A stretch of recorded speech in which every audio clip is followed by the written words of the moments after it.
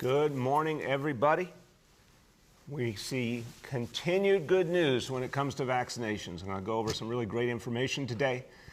It's all about how we bring back this city. It's all about how we save lives, keep everyone safe, and you're going to see very clearly the mandates we put in place are working. We get more and more evidence of that all the time. We're really excited about the fact that 93% of our city workforce is now vaccinated. That number continues to go up. Since the announcement of the mandate, there have been nearly 28,000 new vaccinations among our city workforce. And since the time the deadline officially passed for people to be vaccinated in the workforce, over 8,000 more city employees have gotten vaccinated since then. And we've said, anyone who understands it's the right thing to do, even if it's a little late, we welcome them. Come back. Let's get back to work. Let's keep everyone safe. So that's great news. Let's go over where we stand now with some of the key agencies covered by the October 20th announcement. The NYPD, as of today, 86% of employees vaccinated. That is up from 70% at the announcement. So that is a really big jump. And the Department of Sanitation at 87% now, up from 62% at the time of the announcement. The fire department, the firefighting side of the fire department is at 84% now, up from 58% at the time of the announcement. And within EMS, 91% vaccinated, up from 61% at the time of the announcement. 30% jump in the course of a few weeks because we had a mandate. I want to thank again all our public servants who made the decision to get vaccinated. I want to welcome those who have not yet made that decision to do so. We need you. Let's move forward together. We also have an update on the number of employees placed on leave without pay. Back on November 1st, that number was 9,000 employees on leave without pay. As of this morning, only 2,600 employees are on leave without pay at this point. So obviously, a lot of employees, upon recognizing the opportunity to keep serving the public, keep getting paid, and be safe, keep their families safe, keep their colleagues safe, keep the people they serve safe, they made the decision to come in and get vaccinated. So 2,600 employees on leave without pay from this current mandate. Very, very small piece of our public workforce. We do have 12,400 reasonable accommodation requests pending. Those are going to be worked through. Those are going to be looked at individually. There is an appeals process. Look, what we know from past practice with other agencies, some of those will be approved, a good number will not be. Then people will have the choice, of course, get vaccinated, come back to work, and I do expect most people are going to take that choice based on everything we're seeing here. Most people will ultimately make the decision to get vaccinated, and we welcome that. This is further proof of why this city is the safest place to be in America right now. We are so happy this week. The international tourists are coming back. You can feel it already, the impact on the streets of this city, on the restaurants, hotels, Broadway, everything. The international tourists are back, and people are coming here, including from all across America, because it's the safest place to be, because we have the highest level of vaccination, including in our public workforce. The mandates have made everyone safe, and they're encouraging people to come visit. They're encouraging office workers to go back to their offices. A lot of progress because of the mandates. Now, let's talk about the other really exciting news this week, our 5 to 11-year-olds reaching the youngest New Yorkers. This is so exciting. You know what? We are seeing something great with the vaccination effort in our schools. We honestly thought this would be a helpful piece, a helpful component to have vaccinations in schools. But as I've said, when we judge from the older kids, we didn't see a lot of parents coming to school to get their kids vaccinated at the school building. Well, we're seeing the exact opposite with the younger kids. Yesterday, over 5,800 vaccinations given in our school buildings. And that's astounding. In just 2 days, over 10,000 vaccinations at sites in New York City public schools. This is really wonderful. I want to thank everyone in our school communities and, of course, our heroic vaccinators. We're reaching so many kids, making families safe. So this school effort is amazing. We're going to continue to have 200 sites available today at public school buildings that have 5 to 11-year-olds in them. We're going to pick up again on Friday. Tomorrow, of course, is Veterans Day holiday. We're going to pick up again on Monday, and then we're going to keep adding if we see places that need more. We also have 24 of our vaccination mobile units out supporting these sites, and we're going to keep shifting personnel, vaccine, whatever we need to the sites where there's a lot of demand. We really want to encourage parents to come in. If this is the way that works best for them, that's great. We will accommodate them in our schools. Here's the facts so far since the vaccination effort began. And it's been really 5 days now that we are counting, 6 days. We have had 31,337 young New Yorkers vaccinated. 31,337 of our 5 to 11-year-olds vaccinated already. This is just a few days into the effort. You're going to see a lot more. And I want you to hear from someone who has done so much to promote vaccination. He's done so much to fight for vaccine equity. And he has a child himself and can talk about what it means for parents to know their kids are safe.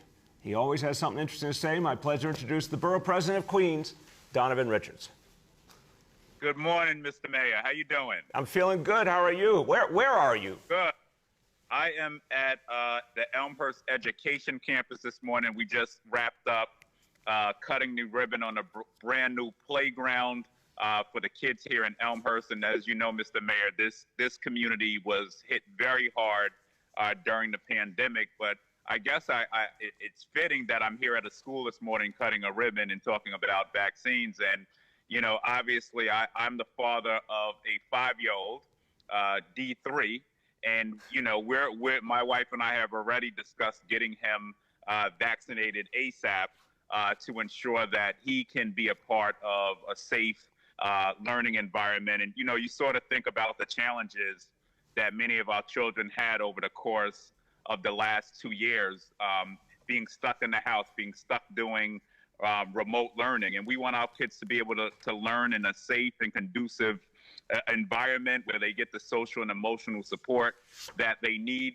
And obviously for parents, I mean, we need to be able to do what we need to do as well. And I know many parents were anxious to get their kids back in school as well. So I am urging all residents, all parents, loved ones of children to get their children vaccinated. I already promised D3 some ice cream when he takes the vaccine and cake. So that's an incentive I think that he'll enjoy as he gets vaccinated over the course of the next few days. So I want to thank you, Mr. Mayor, for your partnership. Queens continues to lead the city in vaccinations, and that is partly because of the partnership with you and the health department and so many of our other government partners across the borough, and really having that hard conversation and pushing that conversation on vaccine equity so communities like Elmhurst and Far Rockaway have the very resources they need to succeed. So I want to thank you. Look forward to working. Get your jabs, get your kids jabbed, and let's continue to see these rates go up. Queens has hit over 1.7 million vaccinations, and we still have a long way to go to ensure that all 2.4 million residents are vaccinated. So thank you, Mr. Mayor, for having me this morning. Thank you, Borough President. Thank you for the very innovative ice cream incentive program that you've established in your own family. D3. Wait, Mr. Mayor. What? You could think about this too. Like, you know, you should maybe roll out a citywide, you know, ice cream incentive as well for kids who get a jab. You're an innovator. I want you to know that. And I also notice it always comes back to food with you. This has been a running theme.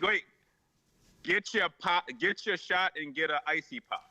There you go. There's your thing. And it rhymes. Thank you. You're doing the branding too. I really appreciate that. Well, please, I send my salute to D3. He's leading the way, showing the kids of this city that it makes sense to get vaccinated. Send out a photo when you do that, Donovan. The world wants to see that. All right, everyone. Listen, thinking about our families and thinking about everything we got to do to keep everyone safe. The holidays are coming up. We're really, all of us are looking forward to holidays with our loved ones, including a lot of folks we haven't seen in a long time. We're finally going to be able to see the people we love generations upon generations safely. And the best way to do that, of course, is to make sure everyone who gathers for the holidays is fully vaccinated. So I want to give people an update to think about the timelines here. So many New Yorkers are vaccinated. That's fantastic. If you got that first shot already, remember, if it's Pfizer or Moderna, come back for that second shot on time. But we want to let people know, because a lot of people are planning ahead, what you need to do if you want to be fully vaccinated in time for the holidays. Well, Thanksgiving's coming up soon, but you can still get fully vaccinated if you get a Johnson & Johnson shot by tomorrow, November 11th. You will be fully vaccinated by Thanksgiving Day. If you want to be fully vaccinated by Hanukkah, and again, this is if you haven't already gotten at least one shot, or of course 2 shots. If you're starting from scratch, you want to be fully vaccinated by Hanukkah, you can do it. You can get a Johnson & Johnson shot by November 14th, and you'll be ready for Hanukkah. If you want to be fully vaccinated by Kwanzaa, you must get the Moderna shot by November 14th, the Pfizer shot by November 21st, or Johnson & Johnson by December 12th. And if you want to be fully vaccinated for Christmas, you have to get your first dose of Pfizer by November 20, or get a Johnson & Johnson by December 11.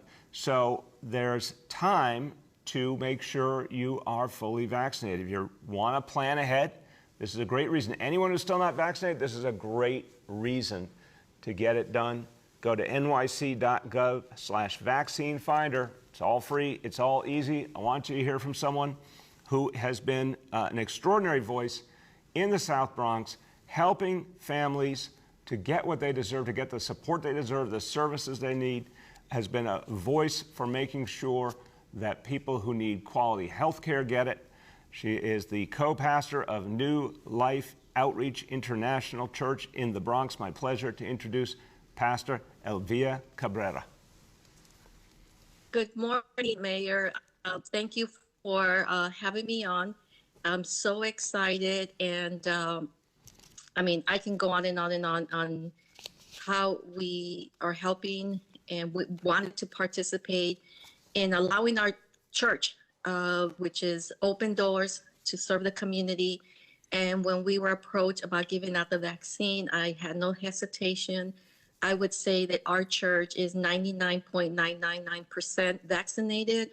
My grandchildren just got vaccinated yesterday, and we can see the results. That people are enjoying life again, and as you know, our family got hit from the beginning in March 2020 with my children, my grandchildren, our church, and my husband's mom, who passed away.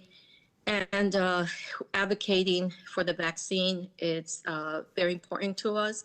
And we thank you. We thank Nicole, your administration, for allowing us to be part of that. And we will continue to be part of this mission on trying to get everyone vaccinated. And we're open to whatever you guys need. And we're just so excited that we can get back to a normal life soon and see our families, our children. And like you said, Thanksgiving, the holidays are coming. And, you know, very important holidays for a lot of families. And so we're looking forward to having those get-togethers again with our families and be able to feel safe and comfortable and in this time. Pastor, thank you so much. I know your family has been through so much, and I find it particularly noble that despite that pain, you've been out there doing so much to reach people, to help them not go through the pain that your family experienced. And I want to thank you and everyone in the faith community who has led the way in getting people vaccinated. This is a story that's not being told enough. We have turned to the faith community. So many houses of worship have held their own vaccination drives repeatedly, have participated in our referral bonus program, have used all of their ability to gain trust to convince people that vaccination works. It's been a crucial reason why we have seen such progress on vaccination. And I want to say extraordinary results in the Latino community in terms of level of vaccination. So thank you to you and everyone in the church who has led this effort. It's made a huge difference. Thank you. Okay, everyone, just before we go to what we do every day, which is our indicators, Two important notes. Tomorrow, we're not doing our normal press briefing because of all of the events celebrating Veterans Day. I'll be participating in several different activities, so we will not have the regular press conference tomorrow. Looking ahead to next week, of course, we will pick it up again on Monday, but want everyone to know next week will be the fifth and final for this year, 2021, the fifth and final City Hall in your borough, and we're going to my home borough of Brooklyn. And I'm very, very excited about this. So we'll be all over Brooklyn, based at Brooklyn Borough Hall. A lot of big announcements we'll be making next week that will have a long-term impact on Brooklyn, and we'll be getting out and around the borough. So looking forward to that. A really, really special week ahead. Okay, our indicators. And as you hear, really good news on the vaccination front. The mandates, the incentives, now reaching the youngest New Yorkers. These numbers are growing rapidly. It's wonderful. As of today, 12,178,451 doses administered. This is why we are now the safest place in the country. This is why people are coming back in droves to New York City. That number and that number is going to grow. Number two, daily number of people admitted to New York City hospitals for suspected COVID-19. Today's report, 102 patients. Confirmed positivity level, 15.74%. Hospitalization rate per 100,000, 0.51. And then new reported cases on a 7-day average. Today's report, 848 cases. Few words in Spanish. And the topic is getting vaccinated ahead of the holidays so families can get together safely. Se acercan los días de fiesta y por fin podremos celebrar juntos gracias a la vacuna. Vacúnese esta semana para estar completamente protegido para el comienzo de la temporada. Tengamos una temporada festiva segura juntos. With that, we turn to our colleagues in the media. And please let me know the name and outlet of each journalist. Good morning. We'll now begin our Q&A. As a reminder, we're joined today by Dr. Mitch Katz, President and CEO of NYC Health and Hospitals, Dr. Torian Easterling, Chief Equity Officer, and Misha Porter, Schools Chancellor. Our first question today goes to David with Telemundo. David. Happy Wednesday. David, how you doing? I'm doing great. Happy Wednesday. Buenos días. Buenos días a usted. Mayor, my question is, are you aware of the many fruit vendors selling their products on corners of the Big Apple? Some of them are mothers who carry their children on their shoulder to be able to make living. I want to ask you about that. David, look, this is a really important issue because it is part of the history and the culture and the life of this city that people have come here from all over the world, including my own grandparents, to establish a new life. And people get started in that new life in a lot of different ways, and that can include being street vendors. And we want to make sure people get that opportunity the right way. We've made some real changes and reforms to make street vending better and more available for folks who want to follow that opportunity. But we also need, as with everything in this big crowded city, we need some limits, we need some rules. And so what we want to do, and our Department of Consumer and Worker Protection is leading the way, we want to help as many people as possible to be legal street vendors and do things the right way.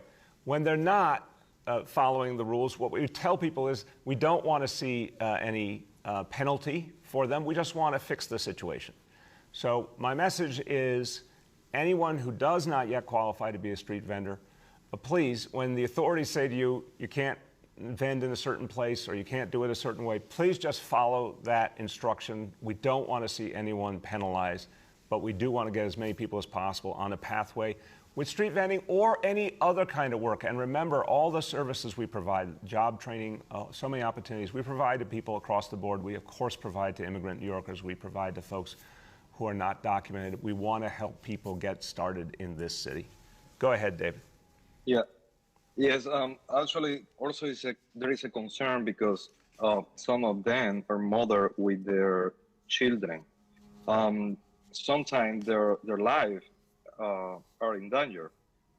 Are there any plans to help to save those children and families in general, and and address this situation where children are with them in those places, and sometimes they can be in danger.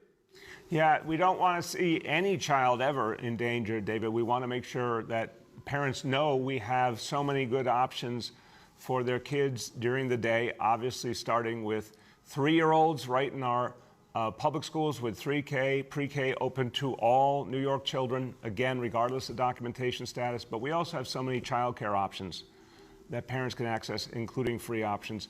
So we want to, any parent who needs that help, we want to connect them to the help so the child doesn't have to be with them during the day if they're out making a living. Everything we do, look, throughout this whole pandemic, but also even before, we provide health care for free for people in need through NYC Care. And David, I want you to remind your viewers that any New Yorker who can't access health insurance, including because they're undocumented, can access NYC Care and have a full health plan that they can afford or even get it for free. We want everyone to have health care coverage. Our food programs obviously have been provided for free to people in need. Education, you name it, childcare. Let's help those parents to access that support as they're building up their life and their work. Our next question goes to Juliet with 1010 Wins. Yes, good morning, Mr. Mayor and everybody on this call. I was wondering, the people who are requesting the medical and religious accommodation, how long is that process actually taking? I think you said there were still about 12,000 of them. I know you said a couple of days, but is that really realistic? No, I didn't say a couple of days. I said it will continue over the coming days. The city workforce, obviously, as a total, Juliet, is almost 400,000. So put in perspective, we know that over the days and weeks ahead, because each agency has different numbers they have to cover in terms of accommodation requests, they do take some time. They all have to be processed individually. There is an appeal process for anyone who chooses that. So it won't be days. It will take more than that. But everyone keeps working in the meantime. And then what we saw with our healthcare workers, what we saw with our education employees, and what we're seeing already in the agencies covered by the October 20 mandate, is most people, when they get told, if they don't get the accommodation, they get told that, they then get vaccinated. So this will play out over the coming days and weeks, but what I can tell you with assurance is, if someone gets an accommodation, then they keep working in the right way. If someone doesn't get accommodation, the overwhelming likelihood is then they get vaccinated. Go ahead, Juliet.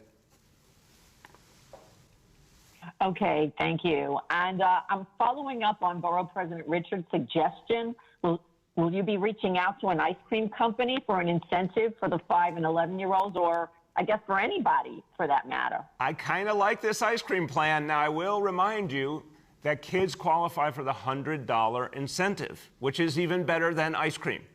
So, Juliet, we really should probably be saying it a lot more to our parents. Look, you're going to get your kids vaccinated for their safety and well-being first and foremost, but a $100 incentive doesn't hurt per child. So that's available right now. But I like the ice cream idea, so we're going to see if we can come up with an extra added ice cream incentive on top of that. We'll name it after D3, the son of Donovan Richards. Go ahead. Our next question goes to Elizabeth with Gothamist. Good morning, Mr. Mayor. I wanted to ask about the decision yesterday to close PS 166 in Queens. Can you and Dr. Choksi talk about when that school crossed the threshold into widespread admission? And why was the decision made yesterday and not the day before? The UFT president, Michael Mulgrew, has said that the school would have been closed 2 weeks ago under last year's criteria. Well, Elizabeth, I'll start, and then we have Dr. Torian Easterling, the first deputy commissioner at the health department, and of course the chancellor is with us as well. I'll let them both speak to it. But Elizabeth, the standards are entirely different this year because the situation in this city is entirely different. We have a vast, vast number of New Yorkers vaccinated. We have all adults in our school communities vaccinated, and we have incredibly low level of COVID in our schools. So we changed the rules. We followed CDC guidance, and we changed the rules of how we handle these cases.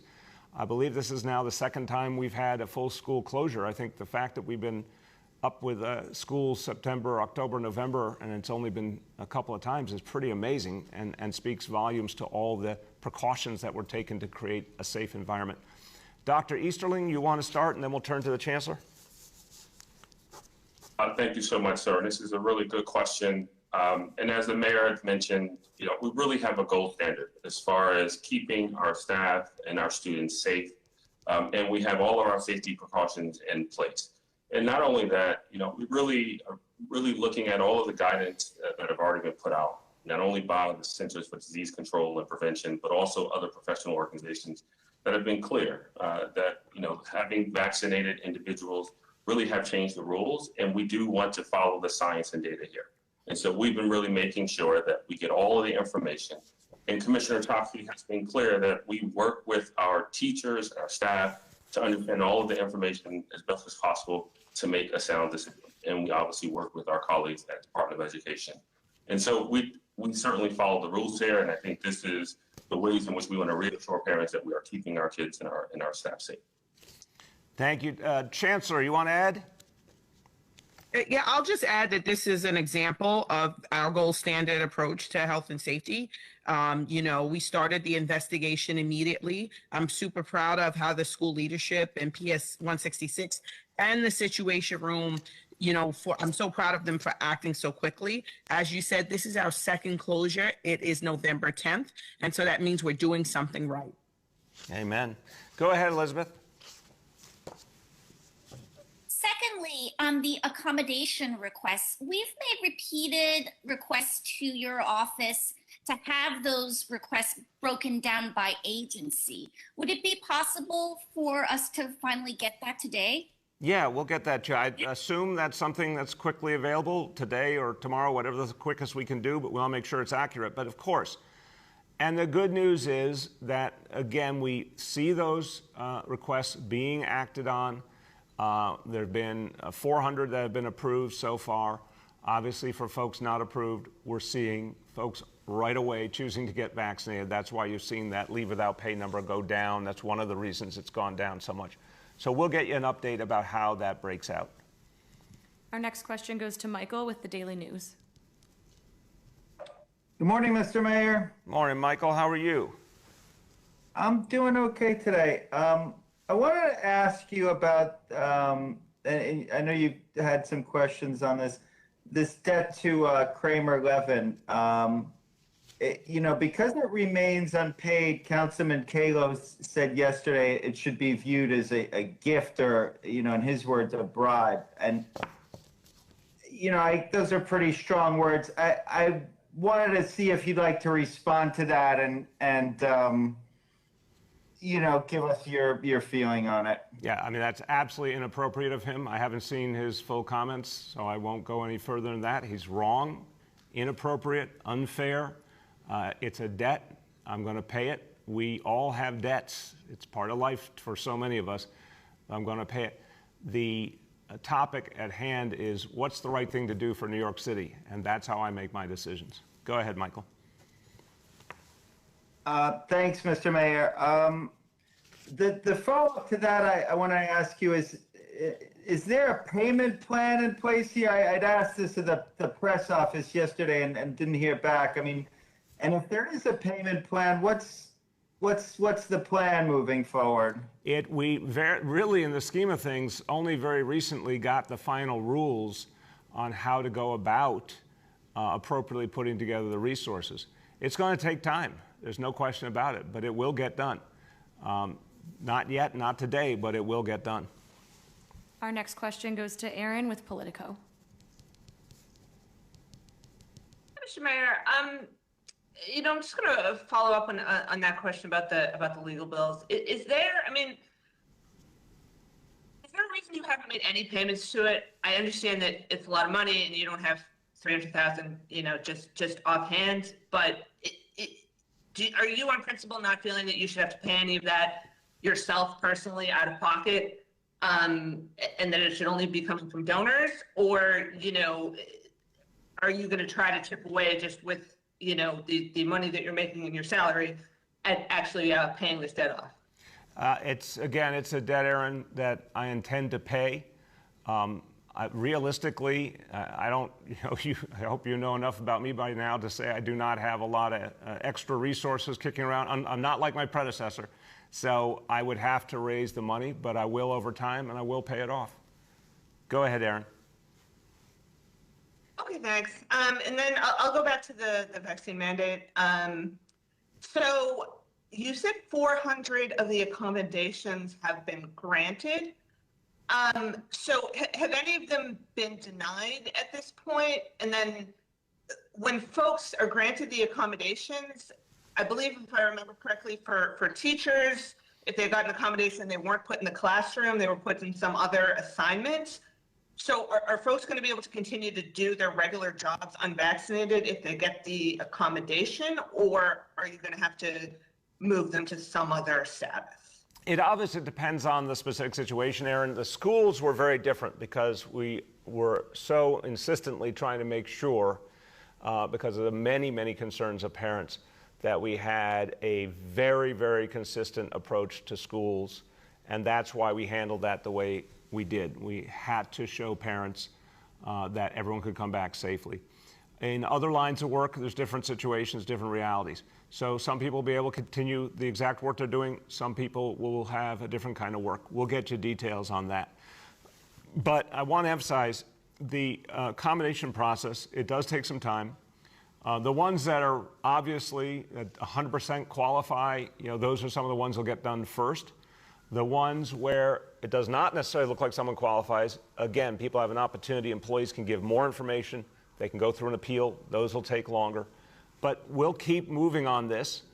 And I think what you're going to see is most of the time, if there's not justification for accommodation, I think the vast majority of those folks will then turn around and get vaccinated. Our next question goes to Nolan with the Post. Hey, good morning, everybody. Good morning, Nolan. How you doing? I'm well, Mr. Mayor. We wrote a story a couple of weeks ago about how you're financing some major renovations at one of your properties in Park Slope, and I'm wondering how you've managed to swing that project while you still have several $100,000 in outstanding legal bills. Borrowing, refinancing and borrowing like so many homeowners do. That was the only way we could do it. It's a house, it's an old house. It's over 100 years old. It needed a whole lot of work before we could move back in, and that's how we're doing it. Go ahead, Nolan. Yeah, sure. Can you hear me? Yes, go ahead. All right, good. So explain to New Yorkers why you're financing a major project at your house when you still haven't paid your legal bills that go to a firm that does a great deal of work with people who have interests before the city government that you play a role in approving. I need a place to live. It's very simple. This is my house. This is where I live. It has, when we moved in the year 2000, it needed an immense amount of work, and we couldn't afford it. And we finally got to a situation where we could refinance and afford to do, some really basic renovation that it needed. And I need a place to live, and my family needs a place to live. That's the bottom line. We have time for 2 more questions for today. Our next question goes to Bob with Chief Leader. Thanks, Mr. Mayor. This has to do with the timeline for employees that are still on an unpaid leave from the city payroll. In the November 4th agreement between the city and DC 37 and the Municipal Labor Committee, there's express language that says that as of December 1st, 2021, those that have not, they're in this category will unilaterally be separated by the city. I'm just wondering, what about workers in unions like the Firefighters Union, the law enforcement, the police department that have not signed on to any kind of agreement? What is the drop dead deadline in terms of being severed from city employment? Bob, look, we still have an open door to unions that want to come in and do that impact bargaining and come to an agreement. We had 23 unions since the October 20th announcement that have come to agreement with us. It's a striking number, representing over 100,000 employees. My hope is that anybody who still has not, any union that still has not, will come to the table. We can work things out. Let's see how that goes first, and then we can give you a better answer after that. Go ahead, Bob. But it's fair to say that it's not an infinite period of time. If you could characterize, like, what do you think is, in terms of people playing their lives?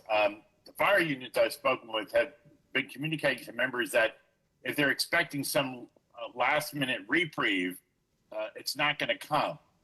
And so I guess one of the things you've been looking for, is this correct, that in the DC 37 agreement, they had to give up litigation. Is that the kind of universal settlement you're asking for? That some kind of, not concessions, but an agreement, but it would require the unions to drop a litigation on this matter? Look, I mean, you've seen the pattern bargaining from the very beginning, what we did with Department of Education, healthcare, straight on through the mandate now. It's been very, very consistent.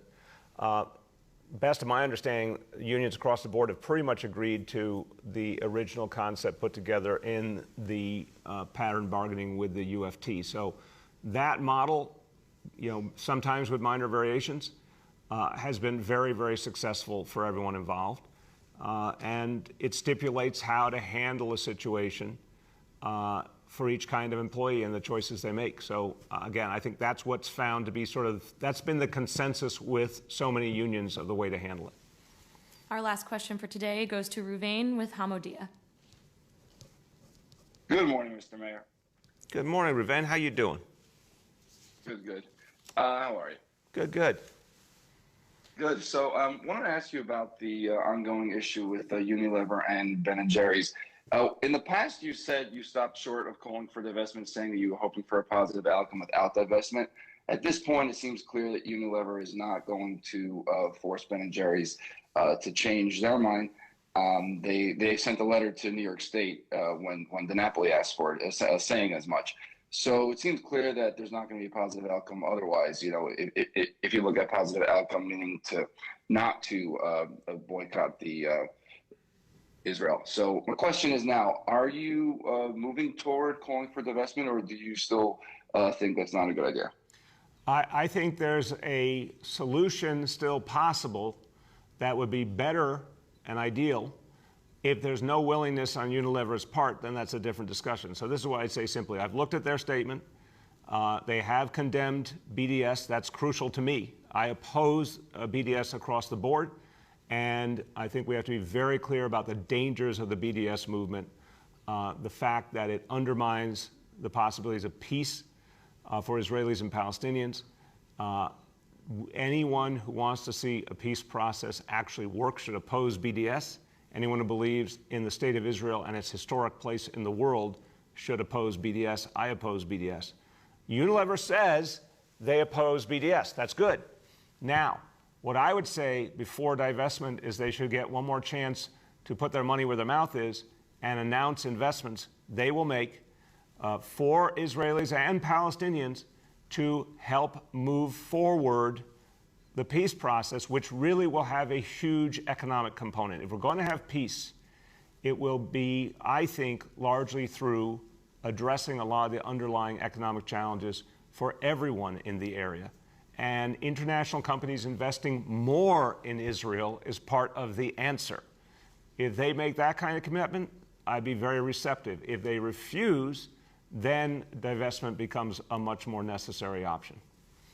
Ruvain, go ahead. Yeah, so you're saying you would like to see Unilever make investments, but at the same time, you're accepting that they're not going to force Ben & Jerry's hand. Is that correct? Also, just wanted to point out, obviously, your term and Controller Stringer's term ends in less than 2 months. Do you feel any need to get this done before the end of the year, or are you willing to let this go into the next terms? The Controller-elect Landers made it clear he's not going to divest. I think it's a good time to push Unilever, to put pressure on them to invest in Israel, to invest in Israelis and Palestinians alike for the good of everyone in the region and the good of the peace process. I think they're feeling tremendous pressure. I'm proud to be one of the people who helped to create that pressure. Now the demand should be invest, the opposite of BDS. BDS takes money away from the people of a region that desperately needs investment and peace and economic progress. I think we should all use this as a moment, and I feel urgency about it, and I'll put my voice in and I'll talk to Unilever about it. Make a commitment to invest in Israel, move us forward, take a positive stance. Don't just say you're against BDS, do something about it, invest in Israel. That's what I'll push. If they refuse, then again, the divestment tool becomes a necessary option. With that, everyone, let's just go back to where we started today. I think we have an incredible moment in this city. Here we are coming up on the holiday season. Everyone, so many people are doing the right thing, getting vaccinated now, parents getting their kids vaccinated. We talked about what you can do to get vaccinated ahead of the holidays. The city's getting safer all the time. Meanwhile, people are coming to the city now, are international travelers. People are going to come here to see family and friends for the holidays, magical time of year. This city is moving forward rapidly. And everyone who wants to help it move forward, get vaccinated if you're not already. Make sure the people in your life are vaccinated. So that's something everyone can do. And one more thing everyone can do tomorrow, show the honor and respect we all need to feel for our veterans. As a child of a U.S. Army veteran who saw the costs of war, I saw the costs of war in his life up close, personal, painfully. I also saw the honor he felt in the service he gave to his nation. We need to thank the veterans that we know in our lives, the veterans in our communities. And the best way to thank them, do something for them. Offer that opportunity, offer a job, offer support if people need social services, mental health services, whatever it is. The City of New York is here for our veterans with our Department of Veterans Services. Tomorrow, remember to respect and support our veterans, and then every other day of the year, do the same thing. Thank you, everyone.